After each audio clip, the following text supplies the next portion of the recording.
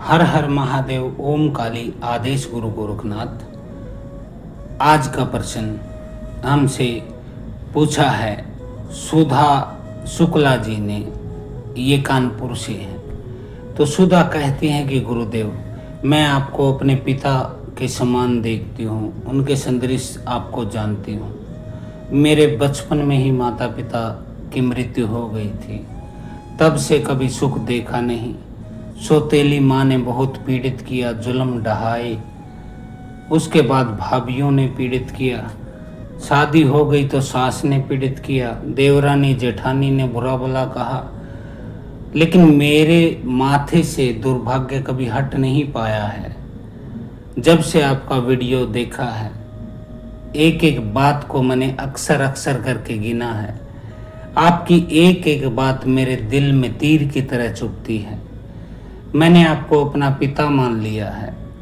आप मुझे अपनी बेटी माने न माने, क्योंकि आप कभी मिले नहीं, कभी देखा नहीं, कभी बात हुई नहीं, लेकिन मैंने तो प्रथम दृष्टा जब से आपको देखा है, आप पिता के रूप में मेरे हर रोज मुझे सौपन में भी आते हैं, मेरी मदद भी करते हैं, मेरे साथ खड़े रहते हैं। तो कृपा मुझे बताइए कि इतने कष्ट देखने के पश्चात भी, अब शादी को 9 साल हो चुके हैं, पहले सब ठीक था, हर चीज ठीक चलती थी, लेकिन अब देवरानी जेठानी मुझे बांझ, अभागी, दुर्बुद्धि इस तरह के आरोप लगाती हैं, गालियां देती हैं, बात बात में मुझे टॉर्चर करती हैं, मेरे साथ गलत व्यवहार करती हैं। उनके बच्चों के साथ भी यदि मैं हंस बोल लूँ तो उनको पीड़ा होती है कि तू खुद तो अभागिन है, कोई संतान नहीं, तो हमारे भी घर को उजाड़ेगी। तो अब मैं क्या करूँ पिताजी? मैं तो आपको अपना गुरु पिता सब कुछ मान बैठी, अब आप ही बताइए। तो बेटा सुधा, संतान प्राप्ति से संबंधित आपका सवाल है। देखिए, मैं तो एक ही चीज कहता हूँ, जो बीत गया सो बीत गया। आपने बहुत कष्ट देखे जीवन में, दुख देखे हैं, पीड़ाएं सही हैं। माता पिता का बचपन में गुजर जाना अत्यंत दुखदायी होता है, क्योंकि माता पिता ही आपके प्रथम गुरु भी होते हैं, आपकी देखभाल करने वाले होते हैं, आपका सपोर्ट करने वाले होते हैं। उसके पश्चात आपने सौतेली माँ का भी दुख देखा है, वह भी असहनीय पीड़ा रही होगी, जहाँ तक मैं अपने जीवन के अनुभव से भी देख लेता हूँ, क्योंकि मेरे माता पिता भी बचपन में ही चले गए थे। मैंने भी अनेक कष्ट सहे हैं, बहुत चीज़ों को सुना है, समझा है, तो वह चीज़ भी हो गई। भाई भाभी किसी के नहीं होते हैं बेटा, वो तब तक होते हैं जब तक कि माता पिता जीवित हैं। जब माता पिता घर में नहीं रहते हैं तो समझ लीजिए आपका घर उजड़ जाता है। अब शादी हो गई है, शादी के बाद सब ठीक ठाक था, अब बच्चा नहीं हो रहा है, तो पीड़ाएं तय थी, ये तो होना ही था, क्योंकि देवरानी जेठानी भी आपको तीर मारेंगी बातों के, आपकी जो है सास भी आपको बुरा भला कहेंगी। जहाँ तक मैं देखता हूँ, अनुभव है, कहती हैं कि अपने बेटे की दूसरी शादी करा देंगी, तुम तो बांझ हो, तुम अपने घर चली जाओ। अब घर जाएंगी कहाँ? माता पिता है नहीं, घर में भाई भाभीियों का राज, वो आपको फूटी आंख सुहाते नहीं देख के, आपको तो देखना तक नहीं चाहते हैं, नहीं आपकी कोई बात सुनना चाहते हैं। तो यकीनन यह स्थिति बहुत गंभीर है, बहुत दुख की स्थिति है। तो बेटा, सबसे दुखदायी सवाल मेरे जीवन में यही है कि संतान नहीं हो रही है।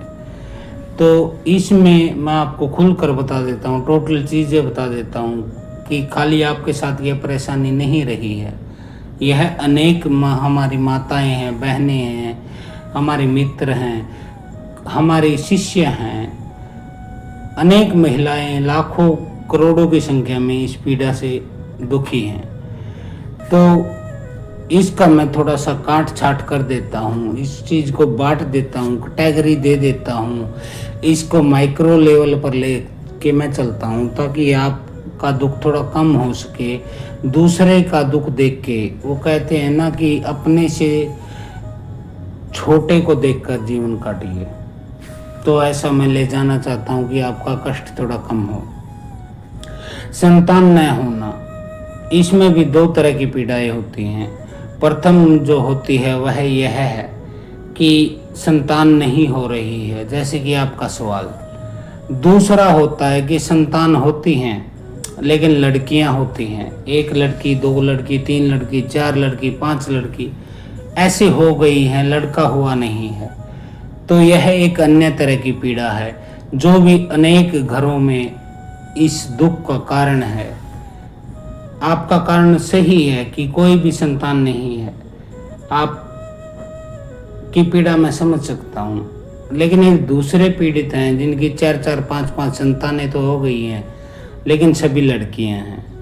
तो यह कंपटीशन भी चलता रहता है। मेरे पास दोनों तरह के लोग आते हैं, मैं उनको बायोलॉजिकल, मानसिक, शारीरिक, सामाजिक, आर्थिक हर तरह के उदाहरण दे के समझाता हूँ कि आपको आगे का जीवन कैसे जीना है।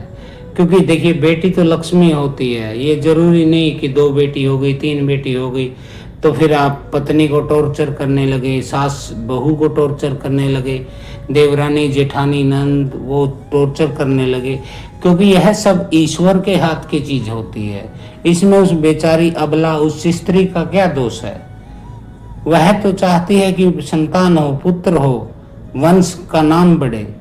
लेकिन जब भगवान को जो देना होता है, हो सकता है वह पति के पाप कर्म की वजह से हो रहा है, सास के पाप कर्म की वजह से हो रहा है, जरूरी थोड़ा है कि सब कुछ बहू के कारण हो रहा है। लेकिन जो चीजें मेरे अनुभव में आई है बेटा, मैं थोड़ा सा उसको खोल के बता देता हूँ कि संतान यदि नहीं होती है या हो के बिगड़ जाती है, खराब हो जाती है, गिर जाती है, या फिर लड़का नहीं होता है, इस सभी समस्याओं का क्या मामला होता है। जहाँ तक मैं तंत्र विद्या का निपुण विद्यार्थी हूँ, योगी गुरु मंगलनाथ के चरण का एक धूल हूँ, एक चुटकी हूँ उनके चरणों की, मेरे गुरु की, जिन्होंने मुझे सत्य का ज्ञान कराया, इतने अनुभव मुझे दिए, इतना जीवन में प्रकाश किया मेरे, कि मुझे सब कुछ समझ में आ गया कि जीवन चलता कैसे है, प्रकृति के रूल क्या है, भगवान कैसे आपके जीवन को प्रभावित करता है। तो सबसे पहले हम जान लेते हैं कि बेटा, यदि संतान नहीं हो रही है तो उसके कारण क्या हो सकते हैं। तो मेरे देखे 5 कारण हो सकते हैं। 5 कारण जो मैंने अपने जीवन में अनुभव से देखा, मेरे पास मरीज आते हैं, मेरा खुद का भी जीवन है, उससे मैंने देखा 5 कारण होते हैं। फर्स्ट कारण होता है आपके घर के देवी देवता, जो कि आपके पितर होते हैं, कुल देवी देवता होते हैं, उनके कारण यह समस्या हो सकती है। दूसरा होता है किया कराया, खिलाया पिलाया, वह कौन कराता है? आपकी कोई चाची हैं, ताई हैं, भाभी हैं, ननंद हैं, देवरानी हैं, जेठानी हैं, वो इस तरह के गंदे हरकत कर सकती हैं कि आपकी कोख का बंधन कर दे, गर्भ का बंधन कर दे, कि आपको संतान प्राप्ति न हो पाए। तीसरा कारण होता है माता शीतला, बड़ी माता भी कहते हैं इनको, बूढ़ी माता भी कहते हैं, माता मसाणी भी कहते हैं, माता बासंती भी कहते हैं, जो कुछ भी आपके क्षेत्र में कहते हैं, इनका कारण होता है। क्योंकि गर्भ की जो योगिनी होती है, गर्भ की जो आपके पिंड की भवानी होती है, वह माता शीतला के अधीन कार्य करती है। इसके बाद आती है माता मदानन, चौराहे वाली माता, जिनको बाहरली माता भी कहा जाता है, थान वाली माता भी कहा जाता है, मदानन भी कहा जाता है, कालर वाली माता भी कहा जाता है, चौगानन मदानन कहा जाता है। ये भी हो सकती हैं। इनका प्रभाव कब पड़ता है? जब आप कहीं ब्याह शादी में जा रहे हैं, विवाह में जा रहे हैं, किसी पार्टी में जा रहे हैं, आपने मेहंदी लगा रखी है, सुंदर आपने सेंट लगा रखा है, मेकअप कर रखा है, और आप चौराहे को लांग जाते हैं, तो वहाँ की कोई ना कोई गंदी शक्ति आपके साथ लग जाती है। या फिर किसी ने उतार के रख रखा है शमशान में कोई चीज़, चौराहे पर कोई चीज़, और आप गुजरती हैं तो वह आपके साथ लग जाती है। और नंबर 5 पर होता है मसान। इसमें कच्चा मसान, पक्का मसान, ये 2 आते हैं बेटा। सिद्ध मसान कभी भी किसी स्त्री के गर्भ पर हमला नहीं करता है, खाली कच्चा मसान, पक्का मसान। कच्चा मसान कौन होता है? एक बच्चे दिखाई देते हैं उस स्त्री को, बार बार बच्चे दिखाई देते हैं, और जैसे ही बच्चे दिखाई देते हैं उसका बच्चा गिर जाता है, पेट में गर्भ गिर जाता है, ये होता है उसके साथ। दूसरा पक्का मसान, जो कि एक प्रेत होता है, गंदा प्रेत होता है, वह स्त्री के साथ संभोग करता है, गलत अनुभव उसको देता है, सौपन के माध्यम से, जागृत माध्यम से वह उसके बच्चे को खा जाता है। जैसे ही बच्चा गर्भ में डलता है वह मसान उसको चाट लेता है, उसकी जीवन ऊर्जा को चूस लेता है। तो यह होते हैं बेटा इसके कारण। अब आप लक्षण जानना चाहेंगे तो लक्षण तो सीधा सीधा है इसमें। गर्भ का न ठहरना, आपकी शादी को 2 साल, 4 साल, 5 साल, 10 साल हो गए हैं, गर्भ ही नहीं ठहर रहा है। आप बार बार कोशिश करते हैं, कोई कंडोम यूज नहीं करते हैं, कोई गोली का यूज नहीं करते हैं, गर्भ निरोधक दवाओं का यूज नहीं करते हैं, पति के साथ संभोग करते हैं, लगातार करते हैं, जमकर करते हैं, फिर भी गर्भ नहीं ठहरता है, यह होता है लक्षण। दूसरा होता है बच्चे का गिर जाना। मान लीजिए गर्भ तो ठहर गया, महीने में, 1.5 महीने में, 2-3 महीने से पहले बच्चा गिर जाता है, कोई ना कोई ऐसी स्थिति होती है कि आपका बच्चा गिर जाता है, वह इसका लक्षण है सीधा सीधा। इसके बाद तीसरा जो लक्षण है वह होता है एक बच्चा हो जाने के बाद दूसरा बच्चा न ठहरना, यानी कि लड़का लड़की जो कुछ भी है संतान। मैं देखिए लड़के लड़की में मैं भेदभाव नहीं करता हूँ, हम सिद्ध हैं, हम योगी हैं, गुरु गोरखनाथ के गुरु जलंधर नाथ के शिष्य हैं, आदि योगी भगवान शिव के पुजारी हैं, माता काली का हमें आशीर्वाद है। तो हम नहीं कहते हैं कि लड़का लड़की में कोई भेद है, मैं तो नहीं मानता। लेकिन यदि आपको एक बच्चा हो गया है, चाहे लड़का है लड़की है, वह 6 साल का, 8 साल का, 10 साल का, 12 साल का, 15 साल का हो गया है, लेकिन दूसरी संतान आपको नहीं होती है, अटक जाते हैं, आप बार बार कोशिश करते हैं तो बच्चा नहीं हो पाता है। अब पहला बच्चा बड़ा हो जाता है, अब आपस में बात करते हैं पति पत्नी कि देखिए अब एक बच्चा और चाहिए, क्योंकि एक तो लड़की है हमारी 12 साल की, 14 साल की, 16 साल की, एक लड़का भी चाहिए, क्योंकि लड़की की शादी के पश्चात हमारी सेवा कौन करेगा।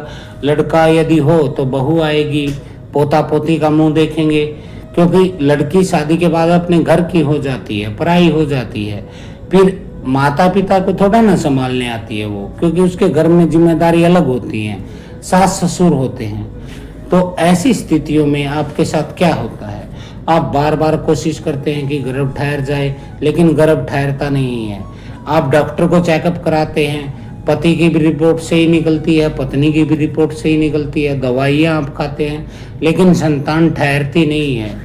तो ये होता है इसमें, ये इसके लक्षण हैं। अब इसके बाद एक और चीज़ मैं बता देता हूँ, पति इस मामले में खासकर चेकअप नहीं कराते हैं। यदि पत्नी कहे कि हो सकता है आपके भीतर कोई कमी हो, शुक्राणुओं की कमी हो, आपकी कोई शारीरिक कमजोरी हो, लेकिन पति मानता नहीं है, क्योंकि पुरुष का अहंकार इतना बड़ा होता है, उसको मैं को चोट लग जाती है, वह सोचता है कि पत्नी उसे नामर्द समझती है, नपुंसक समझती है, इसलिए वह अपना चेकअप कभी कराना नहीं चाहता है। उसकी माँ को यदि पत्नी बोले, सास को, तो वह भी पत्नी पर ही चिल्लाती है कि मेरे बेटे में कोई कमी नहीं है, स्वस्थ है, जो कमी है तेरे भीतर है। तो फिर यह होता है, तब स्त्री का चेकअप चलता है, उसको कोई बीमारी नहीं होती है बेचारी को, वह स्वस्थ होती है, पूरे अंग उसके काम करने लायक होते हैं, कमी पति में होती है। अब उसको भर भर के दवाई खाना पड़ता है डॉक्टर की, क्योंकि डॉक्टर दवाई बांध देता है, एक गठड़ी बांध देता है, जिसको खाने से उसके भीतर गर्म उसका तासीर हो जाता है, तासीर गर्म हो जाती है, उसके गर्भाशय पर भी नेगेटिव प्रभाव पड़ता है, उसके अंडकोश पर भी, अंडे जो होते हैं स्त्री के उस पर भी गलत प्रभाव पड़ता है, उसका मासिक धर्म बिगड़ जाता है, आगे पीछे हो जाता है, कम ज़्यादा हो जाता है। तो इस तरह से होता है। किया कराया खिलाया पिलाया द्वारा भी हो सकता है। चाची ताई ननंद जेठानी भाभी कोई उसको कुछ खिला पिला दे तब भी उसके साथ यह समस्या आती है। अब ऐसी स्त्रियों के साथ क्या होता है, क्योंकि पुरुष की तो मैंने बता दी, पुरुष कभी भी अपना चेकअप नहीं कराएगा, क्योंकि उसके अहम भाव को चोट लगेगी, अहंकार को चोट लगेगी कि तो मेरे अंदर तो कोई कमी है ही नहीं, कमी तेरे अंदर है। तो यह होता है, यह नोट करने योग्य स्थिति है। अब उस स्त्री की नाभि के नीचे दर्द रहता है, यदि मसानी क्रिया उसके साथ गलत संबंध बनाती हैं शक्तियाँ, बच्चा नहीं हो पाता है, उसका पेट फूल जाता है, अपने आप फिर ठीक हो जाता है, फिर फूल जाता है, ठीक हो जाता है। ऐसी स्थितियाँ यदि होने लगे तो मान के चलिए ये किया कराया तंत्र के रोग हैं। और पुरुष के साथ क्या होता है, पहले स्त्री के मासिक धर्म में गड़बड़ी होती है, 10-10, 15-15 दिन आगे पीछे हो जाता है उसका मासिक धर्म। मान लीजिए 5 तारीख को मासिक धर्म की स्थिति थी उसकी शादी से पहले, अब 10 दिन 15 दिन लेट होने लगी है, उसकी गड़बड़ी हो जाती है। और पुरुष के साथ क्या होता है, मसानी क्रिया के अंतर्गत उसको गलत संबंध के सपन आते हैं, बुरे बुरे ख्याल आते हैं, अलग अलग स्त्रियों से संभोग करने की इच्छा होती है, वह आती जाती स्त्रियों की तरफ गिद्ध दृष्टि डालने लगता है, बुरी तरह से उनको घूरने लगता है, वह छुप छुप कर स्त्रियों को देखने लग जाता है। उसके साथ रात को स्वप्न दोष होता है, वह बाथरूम में बैठ कर हस्तमैथुन करता है, लेकिन अपनी पत्नी के साथ संभोग करने में उसको दिक्कत होती है, वहां पर वो कार्य नहीं कर पाता है पूरा, उसको घात रोग हो जाता है, पेशाब के साथ उसका वीर्य बह जाता है, एक दूसरे से नफरत की भावना हो जाती है स्त्री पुरुष के अंदर। क्यों हो जाती है, अब पुरुष जो है वो है बाहर की स्त्रियों को देखता है तो उसकी पत्नी के जो है अहम को चोट लगती है, मैं भाव को चोट लगती है। वह बोलती थी कि उसको देख रहा था, अब उसी के साथ रात को सो, क्योंकि जब वह करीब आता है रात के समय स्त्री के तो स्त्री उसका हाथ अपने शरीर पे लगते ही उठा के फेंक देती है, बोलती है उसके पास जा जिसको देख रहे थे बाजार में। अब वह वीडियो में देखता है, रील्स देखता है स्त्रियों की नाचने की, कूदने की, एक्सरसाइज की, तब भी स्त्री कहती है उन रील वाली औरतों के साथ ही रात गुजारो, मुझे बख्श दो, मैं हाथ जोड़ती हूँ। इस तरह की स्थितियां होने लगती है, काम भाव दोनों का संतुष्ट नहीं हो पाता है, पुरुष कहीं बाहर मुंह मारने लग जाता है, वेश्याओं के पास जाने लग जाता है, गंदी स्त्रियों के पास जाने लग जाता है, वह एक हीन भावना का शिकार हो जाता है, अपनी स्त्री को कभी भी वह संतुष्ट नहीं कर पाता है, 2-4 धक्कों बाद वह झड़ जाता है, लेकिन स्त्री तड़पती रह जाती है, बहुत तड़पती रह जाती है स्त्री, तो बच्चा कहाँ से ठहरेगा। आप दोनों ने मिलकर अपने बीच में एक खाई पैदा कर ली ना बेटा, वह इस गंदी क्रिया की वजह से हो, चाहे आपके जीवन के रहस्य की वजह से हो, रहन सहन की वजह से हो, आपकी सोच की वजह से हो, आपके परिवार के कारण हो कि टाइम नहीं मिलता है, अब सास बैठ गई आगे कमरे में, अब बेटा बैठ गया, अब कोई देवर बैठ गया, आपको पूरा टाइम नहीं मिलता है प्यार करने का। जब तक आपको प्यार करने का टाइम नहीं मिलेगा, एक दूसरे के प्रति भाव नहीं होंगे, बाहर ही आप दौड़ते रहेंगे शांति के लिए, तो संतान सुख आपको मिलेगा नहीं। ऐसे में आपको क्या जरूरत है, आपको एक सिद्ध योगी की जरूरत है, सही गुरु की जरूरत है, जो आपका कॉन्सुलेशन कर सके, आपसे बातचीत कर सके, खुलकर पूछ सके कि आपको समस्या क्या है, कब से है, क्यों हुई है, इसके कारण क्या है, बाहरी कारण है या भीतरी कारण है या फिजिकल कारण है, डॉक्टरी कारण है या तांत्रिक कारण है। ऐसा कोई सिद्ध, कोई योगी, कोई संत यदि आपके जीवन में आ जाए तो आपका जीवन बदल सकता है बेटा। लेकिन ऐसा सिद्ध, ऐसा कोई योगी, ऐसा कोई गुरु का भगत मिलना ही बहुत कठिन है। चक्कर काटते रहना धामों पे, चक्कर काटते रहना चुटिया घुमाने वालों के पास, चक्कर काटते रहना हवन धुने करने वालों के पास। आपको कभी भी वो सत्य नहीं बताएंगे। सत्य बताएंगे कहाँ से, उन्हें स्वयं पता होगा तभी बताएंगे ना। जीवन का अनुभव नहीं है उनको, न ही आपके शरीर का अनुभव है, कैसे आपका सॉल्यूशन होगा। यदि आपको ऐसी कोई समस्या है तो तुरंत मुझे व्हाट्सएप पे मैसेज करें, चुटकियों में हल कर दूंगा आपकी समस्या। हम योगी हैं, सिद्ध योगी। गुरु गोरखनाथ, गुरु जलंधर नाथ, दत्तात्रेय भगवान, इनके चरणों की धूली। तो आज के लिए इतना ही। हर हर महादेव। ओम काली। आदेश गुरु गोरखनाथ।